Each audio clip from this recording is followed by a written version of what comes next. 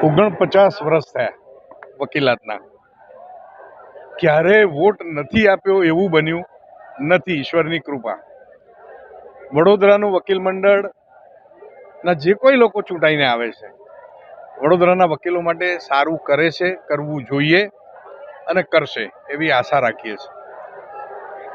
આ વખતની નોખી વાત એવી છે કે દુનિયા બદલ રહી है, ભારત બદલ रहा है, તો વડોદરાના વકીલ મંડળ પણ જે ડિજિટલાઇઝેશન આખું કર્યું છે અને રિયલ ટાઈમ વોટિંગ કેટલું થયું, કોણે વોટ કર્યો, કોણ બાકી રહી ગયા, એ તમે જોઈ શકો, મેળવી શકો.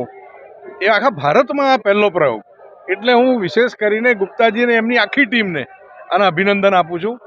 અને આ ચૂંટણી ખૂબ સારી રીતે થઈ અને પહેલીવાર ઘણા વર્ષોમાં આવું, પહેલાં તો આવું હોર્ડિંગ બોર્ડિંગ લગાડવાના હતા નહીં, પણ હવે આ વખતે જે કડપ દાખ્યો છે, કોઈ હોર્ડિંગ નહીં, કોઈ બેનર નહીં, એને લીધે ખરેખર ચૂંટણીમાં ઓછો ખર્ચ થાય અને એક સાહજિક રીતે ચૂંટણી થાય, કોઈ ગરીબ પણ ઇલેક્શન લડી શકે એવી સ્થિતિનું નિર્માણ કર્યું છે.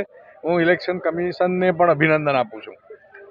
બીજું કે ન્યાય અપાવવા માટે વકીલો લડે છે અને વકીલોએ પોતાનો નેતા એવો ચૂંટવો જોઈએ કે જે વકીલો માટે લડી શકે, ન્યાય માટે લડી શકે, લોકો માટે લડી શકે.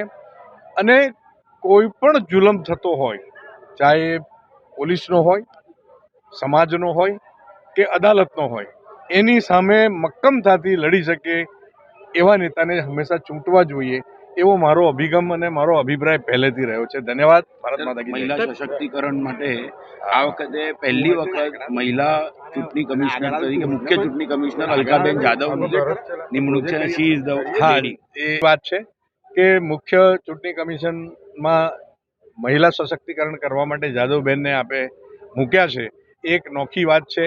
અને એ સિવાય બહેનો પણ આ વખતે જે ઉત્સાહથી આ ઇલેક્શનમાં ભાગ લઈ રહી છે એ અદ્ભુત છે. કોર્પોરેશનનું ઇલેક્શન અથવા તો ધારાસભાનું ઇલેક્શન પણ આટલી તાકાતથી લોકો લડતા નથી. લોકો ખરેખર તો આ ઉત્સવ મનાવવો જોઈએ અને આ વખતે ઉત્સવ દેખાય છે મને. Thank you.